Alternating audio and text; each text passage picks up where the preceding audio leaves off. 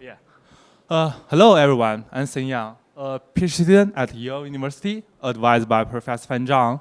So my research interests include DeFi security, consensus security, and many design for decentralized ecosystem. And today, I'm very happy to share about recent study in DeFi security. So this is joint work with Taihua, Avail, and Fan. Yeah. So I believe everyone here is very familiar with the blockchain. So for blockchain, we have layer 1, like Ethereum, Binance, Solana. We also have layer 2, like Arbitrum and the Base. And we have many protocols on top of it, like lending protocols, decentralized exchange, and oracles. Yeah. So with this protocols, we have an ecosystem where users, they can perform activities on top of it. So this is called the DeFi ecosystem, and users can have their DeFi activity on these blockchains. And this creates a new class of perfect sitting behavior called NVV, where the transaction ordering matters. Yeah. And new players come in. So they seed the profitable transaction opportunity from the mempool or from the blockchain state and try to capture the opportunity through their own chain smart contract. So those players are known as MV searchers. Yeah. So their contracts are known as MV bots. Yeah.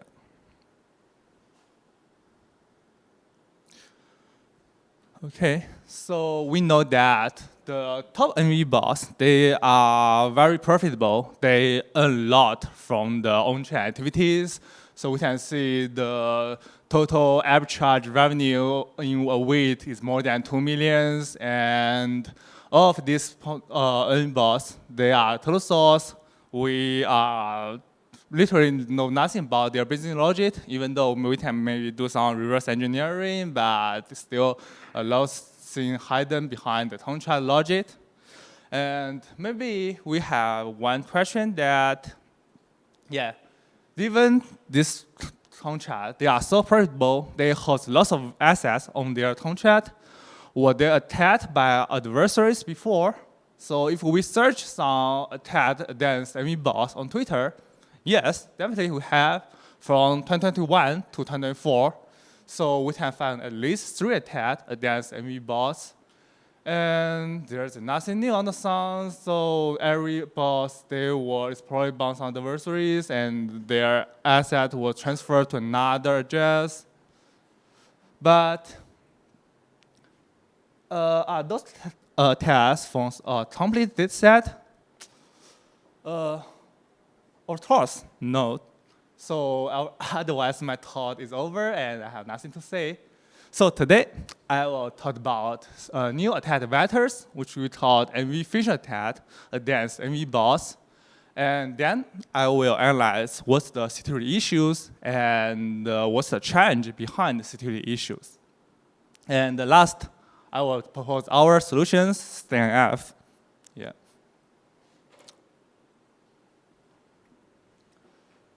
So first, let me explain the idea of MV phishing attacks. So I think the key idea is, or the key issues is not very hard to understand. So this is existential mechanism. So we know that the computation on blockchain is very expensive. So which means if you want to do a readers permission chat, it's also very expensive on blockchain. Look at this example. So this is a reader's chat against whether a transaction tool is from a Uniswap V3 pool. It will cost about 450 DAS. But if we do something else, we already chat whether the transaction orange is from a specific address. It's only conceal about 8 DAS. So as a profit-driven contract or the players, they may consider maybe I can sell my DAS and maybe use the transaction.orange one. So should I use that? Or will it cause some potential issues? Yes. So when we try to use transaction.org as existential pattern, everyone will try to bypass these existential patterns. So the idea of MV efficient attack is that how can we be part of the MV supply chain? Yeah. So when a searcher tries to extract MV from their tomchat, so the MV supply chain will include many other tomchats like ERC20 tomchat or the swap pool tomchat. So this tomchat is involved in the send transactions, which means if these tomchats are malicious, they already bypass the existential mechanism. So the next question is that, how can we be part of the MV supply chain? Yeah. So here, I want to first share some data with you. We analyzed the transaction on Ethereum from July 2021 to April 2025. So we identified at least 104 attacks against MV bots. Yeah. So the total loss is 2.76 million in total. And the one single largest attack that cost around $600,000 in total. And our further analysis showed that this attack even includes 3 variants. Yeah. So then I will show different MV efficient attack strategies. And first, so we will analyze the attack strategy, but most important, don't practice attack strategy in practice. And not guarantee you will win or lose or any legal issues. Yeah. So the first, I think, is totem-based MV efficient attack. This is the, I believe, most traditional one since 2021. So the idea is very easy. The left side is attacker's workflow. So as an attacker, I first deploy a malicious token which have a backdoor within the token. And then I create a pool for the malicious token. So it can be any standard pool like Uniswap v2 or v3. And then the most important step, I create an MV opportunity. So for example, a swap that significantly change the pool price. So the MV searcher, they will identify this MV opportunity. And they believe, so here is the opportunity for upcharge, so I can do that. The searchers, they start try to extract the MV. They will invoke the MV bot. The MV bot will try to interact with the ERC20 token. So when the ERC20 token is involved, then the backdoor is triggered.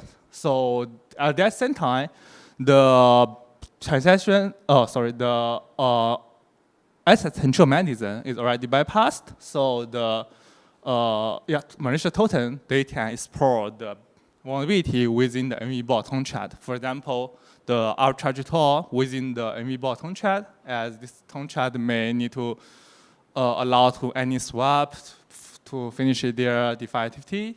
Yeah.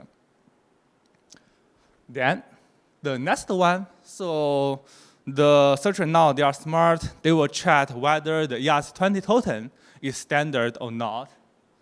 So in this attack, now the attacker, they doesn't deploy a malicious token. Instead, they use a malicious pool.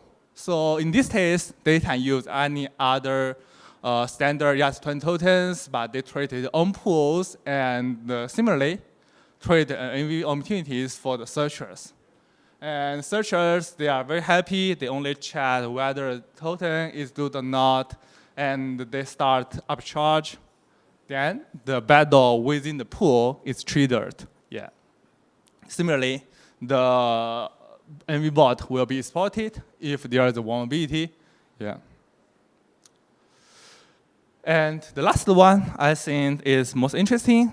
And in this case, the attackers, they use standard ERC20 tokens and even standard pools, but they found another possible malicious address that based on the new MV refund systems. So the MV refund system that brought from me will request that the searcher, if they extract MV from their system, they need to refund a specific address within the same transaction. So the searchers, they may check whether the pool or the token are legal or and standard, but they may forget that the refund address could be a malicious contract address. So they just do the arbitrage, and in the last step, they refund the address, some ETH to the refund address. Then the backdoor within the refund address is triggered, and finally export MV bot contract. Yeah. So now we know the fact that MV bots, they keep suffering losses. The question is that why do they not use tools to secure their contracts? Or in other words, so if they use, what are the challenges to prevent this tool from being useful? Yeah. So we have summarized several key challenges here. So first, the challenge is potential flow obfuscation.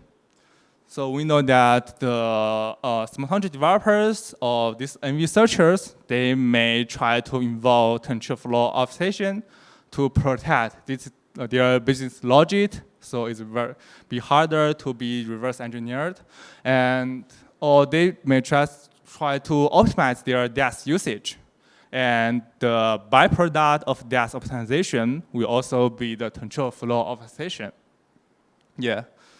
The most important thing is that when the control flow obfuscation is introduced, the most of standard tools, they cannot work. For example, if you use some stat analysis tools, they will think the most code within the contract is not reachable. So they will quickly go through the code and say this contract is not vulnerable, and yeah, then the hidden vulnerabilities will be triggered by other advanced attackers.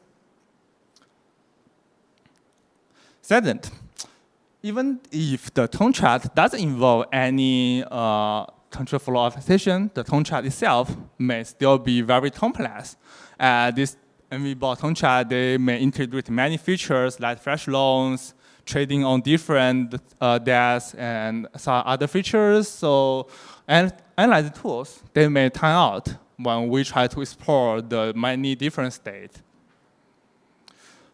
And third, so when we try to write smart contract, we may hard code some data in our contract, and the stat analysis tool or other tools, they may not very accurate when they enter the case that if a parameter is partially controllable, yeah. So they may just think these parameters, they are safe as they are hard-coded, and the adversary cannot control. Yeah. Therefore, to solve these challenges, we propose our solutions based on our observations. Yeah. The first idea is how to de-obfuscate the control flow obfuscation. So this is based on our observation. This is very interesting design. EVM specified that every legal jump destination within the bytecode should be marked with the bytecode jump dest. And with this feature, so we can manually collect all legal jump destinations and try to rewrite the instruction to make the control flow explicit. So that's what we do. So the left side is original code. We can see the jump here, it relies on a runtime value from code data, so which means they cannot be decided during the stat analysis. But if we rewrite the contract and we insert some table here, and we can rewrite the indirect jump to a direct jump, and every jump destination now is a stat value on the stat, which can make stat analysis or other analysis feasible. Yeah. The second idea, so we know that the complexity smart contract, they may include many execution paths. So if we do the blind path exploration, it will be very slow for such complex smart contract. This is a well-known issue about the state issue. Yeah. However, we also observe that for smart contract, we know their real-world execution trace. Yeah. The transaction is publicly available on the on the blockchain. So why we just prioritize exploration based on this real-world trace? Yeah. So within the historical transaction available from the smart blockchain, we can analyze which execution path is most frequent, and we can try to prioritize our exploration to this path and see if there is a hidden vulnerability within the execution path. So we can guide our symbolic execution based on the historical transaction and try to find if there is a vulnerability within the most frequent execution path. Yeah. So the final idea is to identify all controllable or risky parameters. So here, we plus 10 analysis with 10 analysis to identify all parameters that are controllable. And we also have a collection of the risky parameters. So if a parameter is not controllable but still risky, such as the function selector of transfer, which means the adversary, they can control the parameters and make any specific transfer to another address, is still very dangerous for the contract itself. Yeah. So putting this idea together, we have SKANF. The input is smart contract, and if the smart contract is obfuscated, we will first deobfuscate it, and then we'll do a historical transaction-driven symbolic execution plus 10 analysis. And we will identify the potential vulnerabilities, and finally, we'll try to automatically generate exploit against it. Yeah. So here, I will quickly go through our evaluation results. Yeah. So first is about the deobfuscation result. So we applied the SKANF to the state-of-art static analysis tool, data house, and see the total coverage before and after deobfuscation. And we can see after deobfuscation, the total coverage is very close to 100, which means that the SKANF can effectively recover the control flow logic and enhancing the efficacy of the existing static analysis tool. Yeah. And second, for vulnerability detection, we compare SKANF with the other state-of-art symbolic execution tool, and we use the 6,500 MV-bots we collect from different websites, and as a data set, we found that our tool identified the most vulnerabilities and successfully generate around 400 of them. Yeah, we even quantified the potential loss. So if this smart contract were exploited, what would the maximum potential loss will be? And the maximum potential loss will be higher than $10 million. Yeah.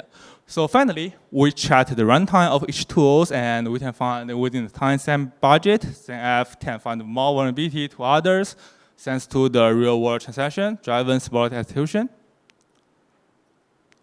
Yeah. To summarize, in today's talk, I talked about 3 new attack vectors against MV-bots. We summarized at MV phishing attack, and we analyzed the challenges of analyzing such contract into the obfuscation, complexity, and why simple pattern match doesn't help.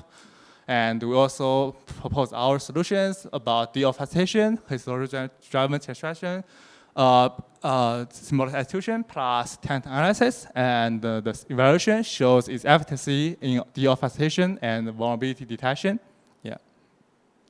So we also have a paper on the archive and a small blog post to explain it, and this is my website, and feel free to ask me if you have any questions.